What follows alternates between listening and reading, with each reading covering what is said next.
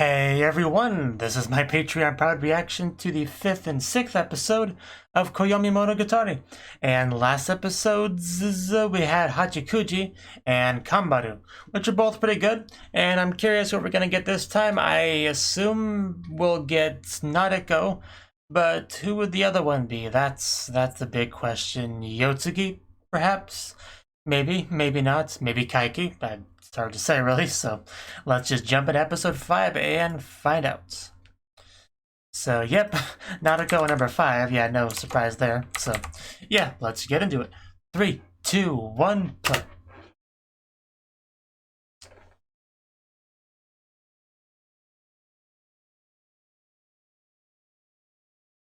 Boy, have I missed this opening.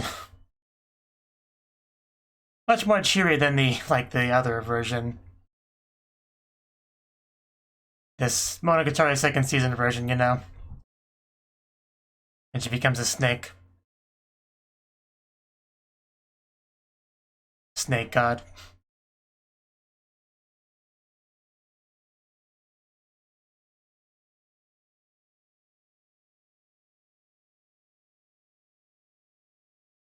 Fuwa fuwadu, anata ga namae o zoradaki uchila. Can't do it. I tried. At least I tried. Fuwadi. At least the fuwa part's easy enough. Kami-sama arigata. Oh.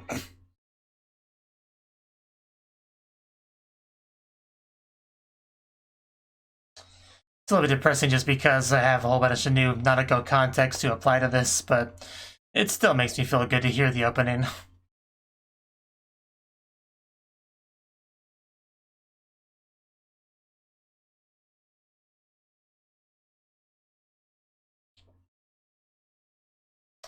Okay, what are we gonna do with Nadeko today? Twister perhaps? And wind is the element of nature this time. Makes sense to me. Maybe the wind will blow up Nadeko's skirt. And there she is. I have missed you. Just don't murder me this time.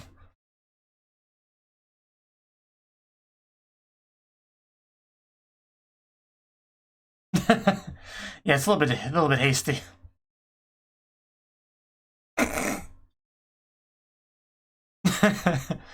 Oh, Nadeko. I guess it is.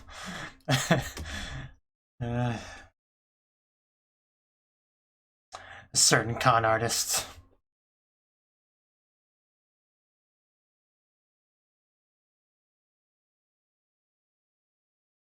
Oh, let's be careful what you say here, Araragi.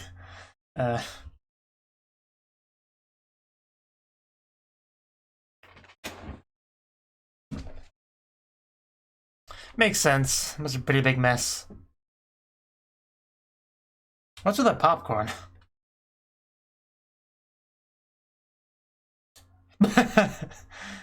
I guess popcorn is a party thing. Sure. This is way better than taking my shoes off at the entrance. Just kind of stripping on Araragi's bed, I see. I guess it is. Well then. Yeah, I want to confirm that we're alone before I make next move. That's the last one, but they're usually not here. So, what's your next play, Nadeko?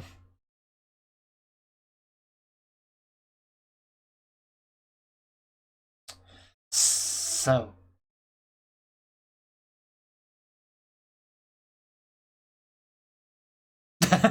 Oh, there's no problem.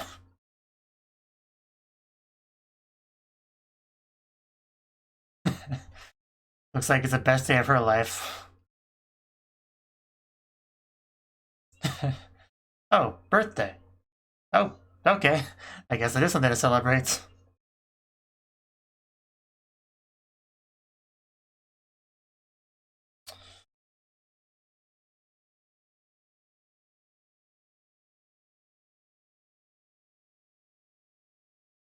He's a professional. He has his ways.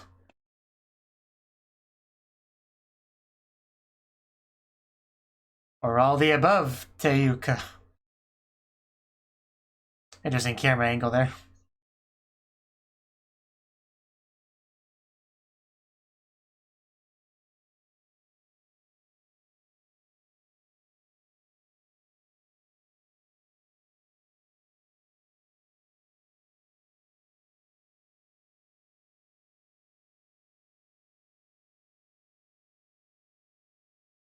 That's not very helpful. The wind from the title. So he just puts like paper airplanes and fly in every direction. Or at least the direction the wind goes. Makes sense. Guy Nizuko and Hachikuji Mayoi.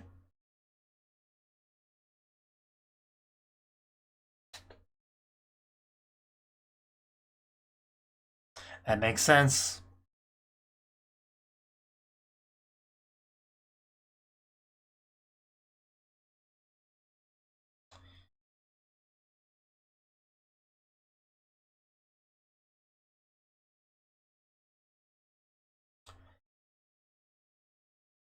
He's enjoying that popcorn we spent so long making.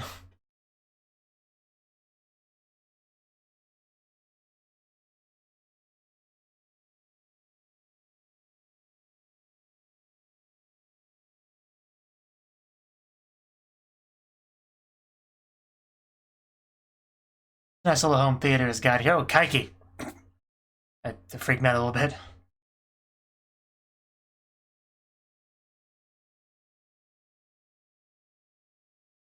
And there he is. The man with the wind powers.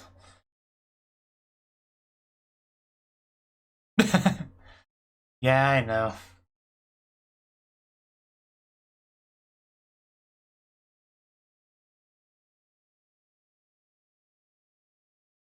A pandemic, you say?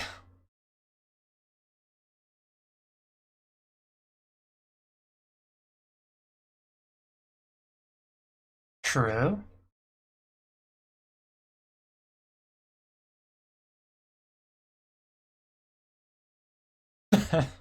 Someone's happy. That was a big thing.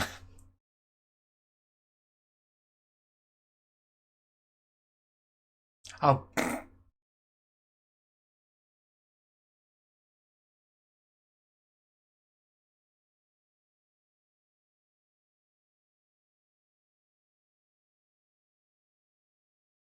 So yeah, we just put it in there.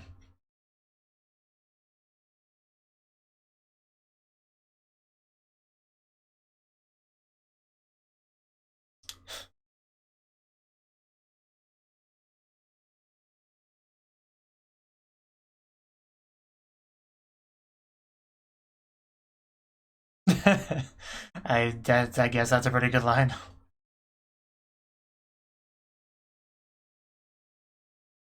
Because if you're unsatisfied, you're looking for something to latch onto.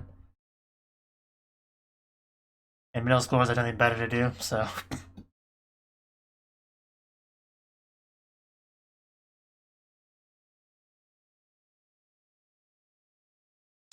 The ideal targets.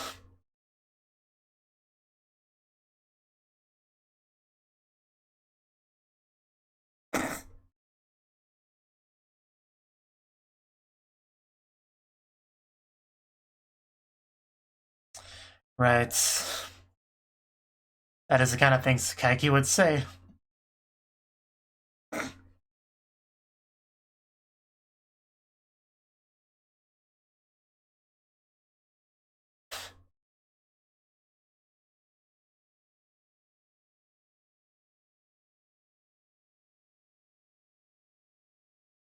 The darkness again.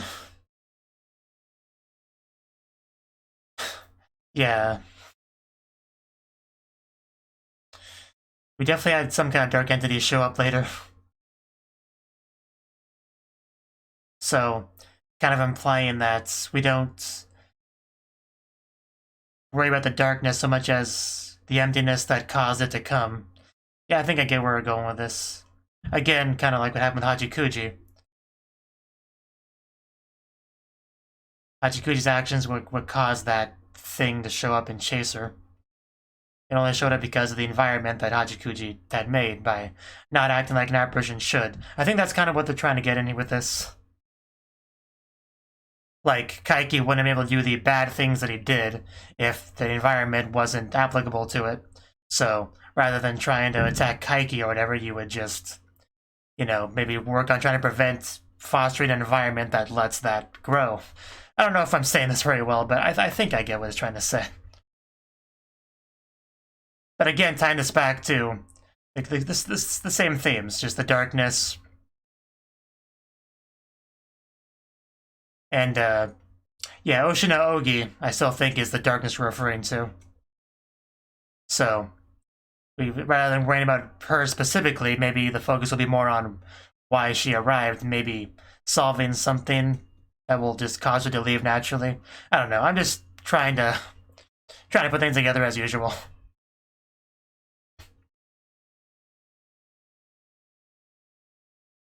And I was right about this being Nadeko's, but that kind of really shouldn't surprise anyone. It's the next one that will be the real question.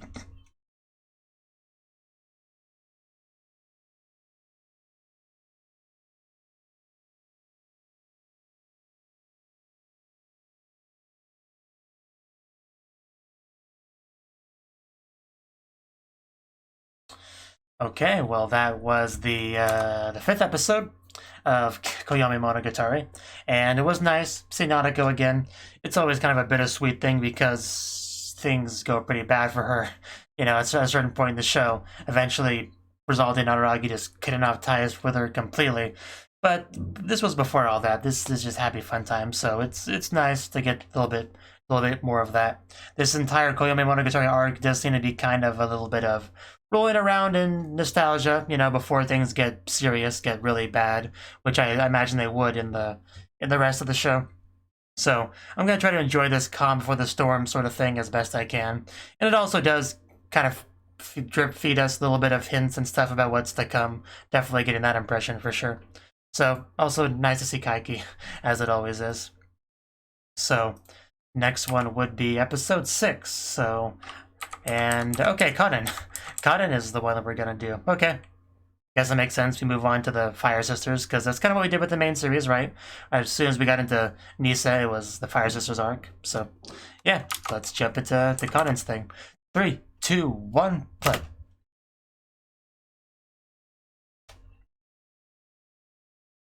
Another really cool opening, so I'll gladly watch it again.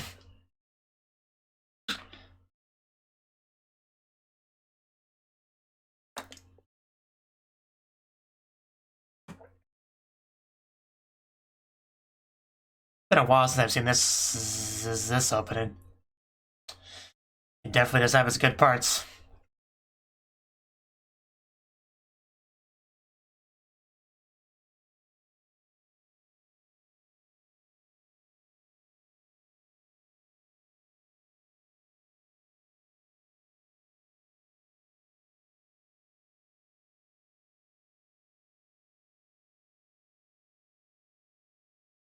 And there was some pretty good Cotton stuff in Nisa Monogatari. I definitely remember the toothbrush episode.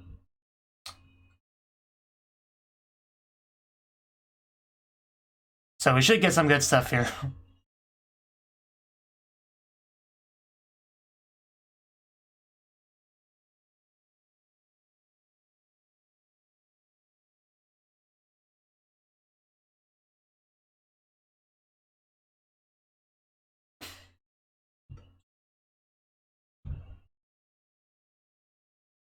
So imagine if fire will be the element for this episode.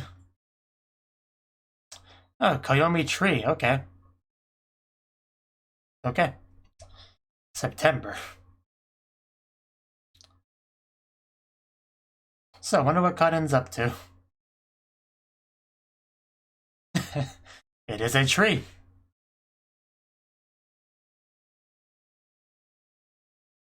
Okay. I think I see bugs around, that's concerning. Is it a special tree? Because there's just bugs everywhere, making me kind of nervous, actually. Like, really.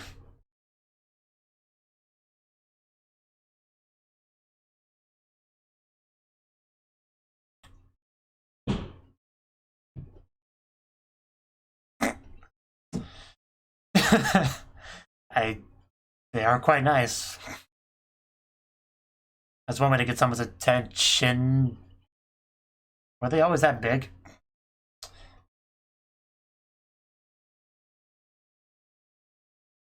I'm sure you will. She does know how to persuade you, that's for sure.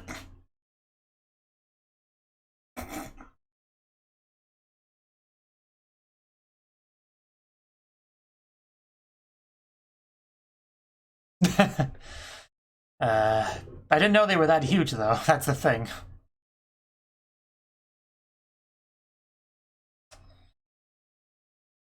Oof. I mean, of course they're not.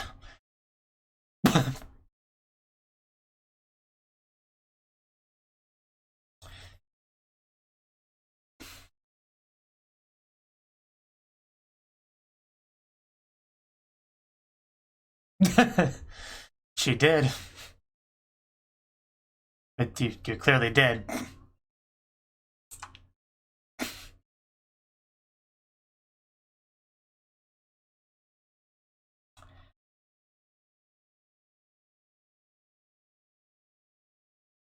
So yeah, what's up?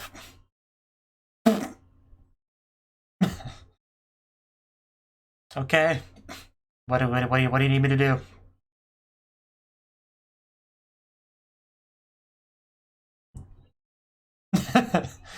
Apparently, that line is not one we should use on her.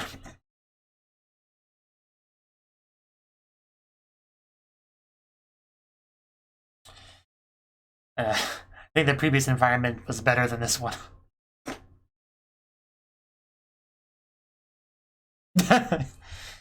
Okay. Oh wow. I'll take it.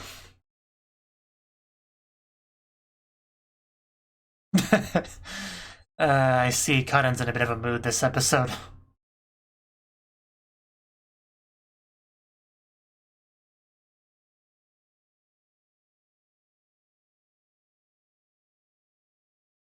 Finally get into the tree. Just chop it down. Do you really need his help to chop down a tree?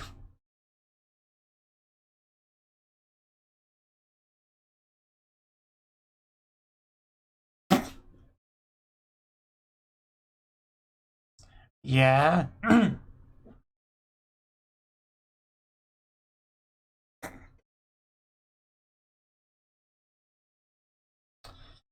Still don't quite see why you need Araragi for this.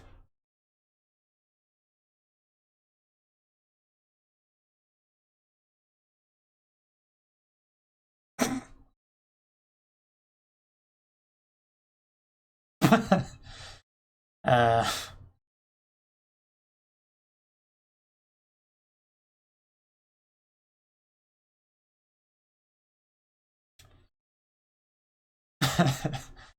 You're welcome.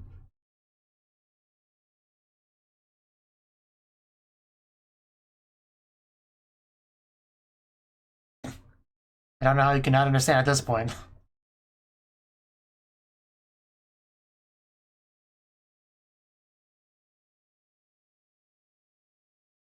So there's something there that must have been there the whole time but never noticed.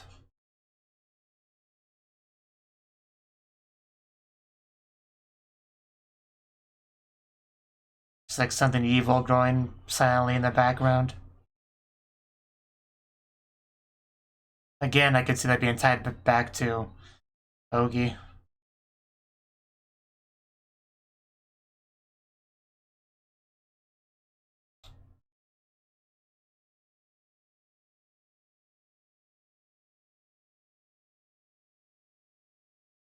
Yeah, how could you possibly not notice such a thing?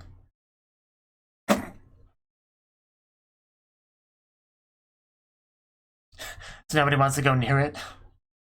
So that's the problem, it's a scary tree.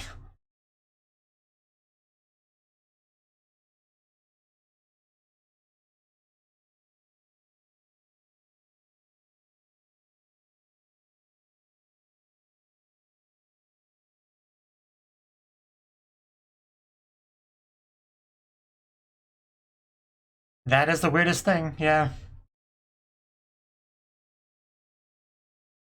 Didn't notice there was a full-grown tree that was a problem.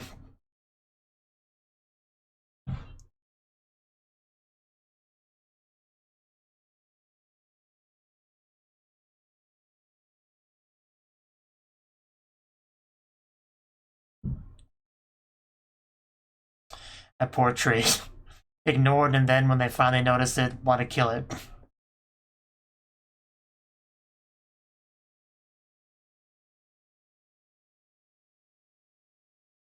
Yeah, it is a little bit messed up.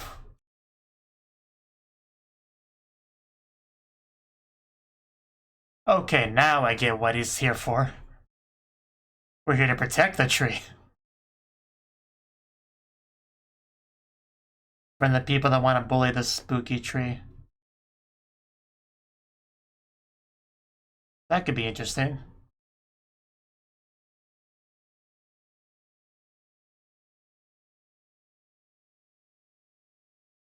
Okay. How will this... Wow. Freaking Nadaraki. Yeah, I mean, she already can use them. I'm sure she does. Off screen.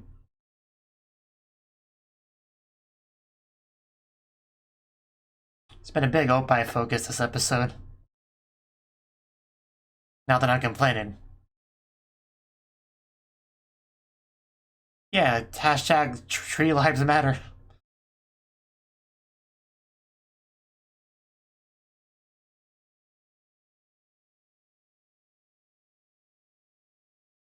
Is there a difference?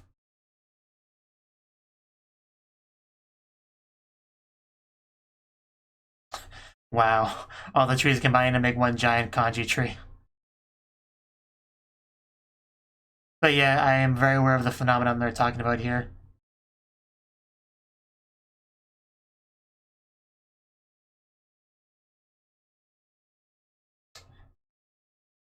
Is it? I mean, I guess you could describe it that way.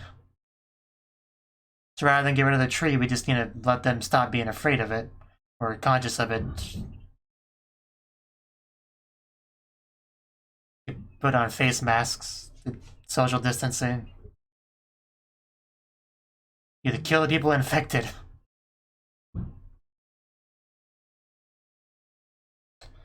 Okay, Hanakawa, we're counting on you to help. Now the epilogue.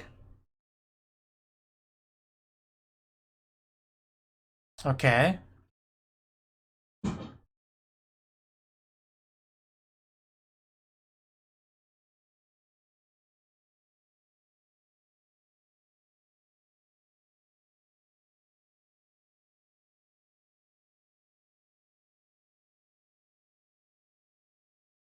So do we actually do anything?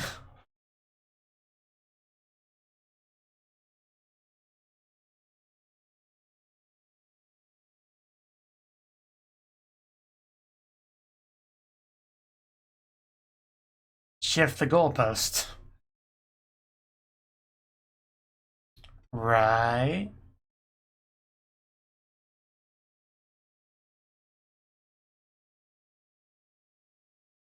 Bring in one more step.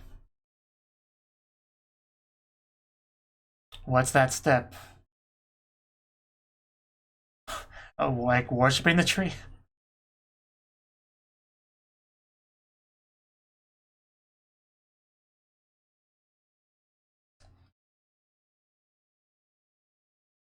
The guardian deity tree, okay. The great Deku tree.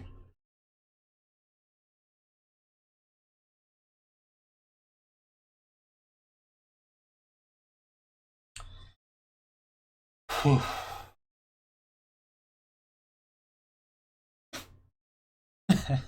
Yeah. I guess that's a pretty good idea. Leave it to Hanakawa. Make them believe it's a sacred tree, and it's fine, yeah.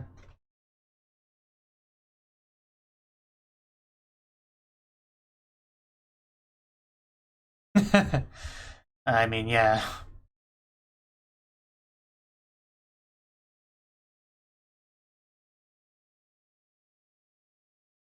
So we did resolve it, though. The tree lives to survive another day.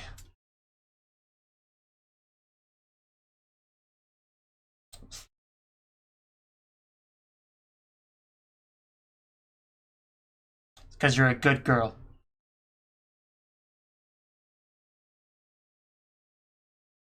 Anything's possible.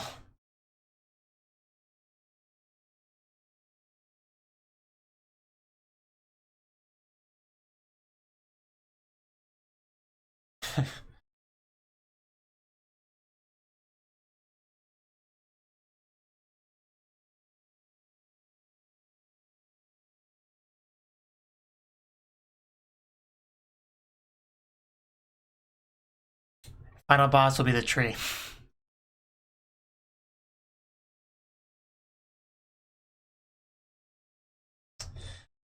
Okay, then, that was certainly a thing. I'm not completely sure what to make of this one.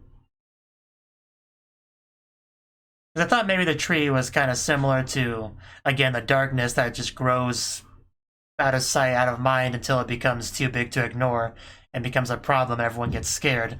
I was with it at that point, but with the way it was resolved, I'm not sure what else to really say.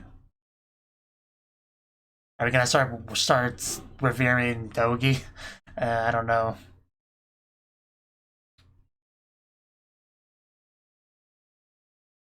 A line about how it being a low chance doesn't mean it couldn't happen. That may have some meaning for the future.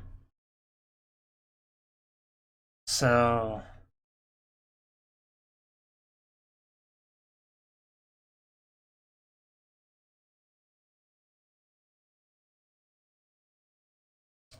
yeah, not really sure.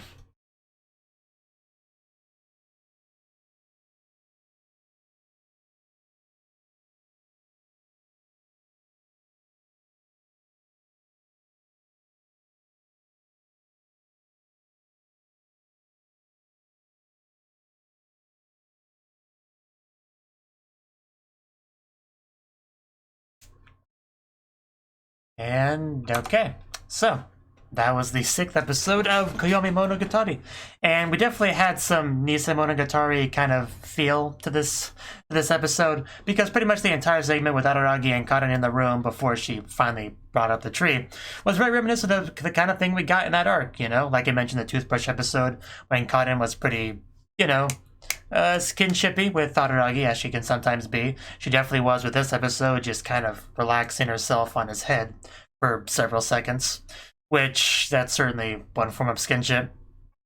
And, you know, trying to get on his good side, because usually, yeah, in that scene with Nisemonogatari, Kaden wanted something from him, so that's why she butters him up that way, you know, the best way she knows how.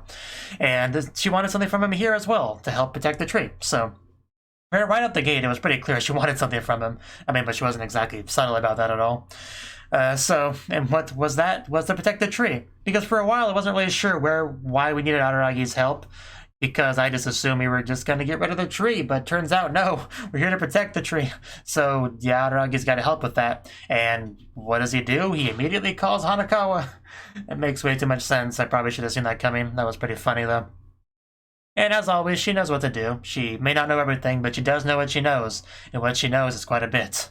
So she had the brilliant idea to basically, rather than like brute forcing it, like telling people to leave the tree alone, it was more like, well, yes, this tree is some sort of big, magical, important thingy to be feared, but you don't.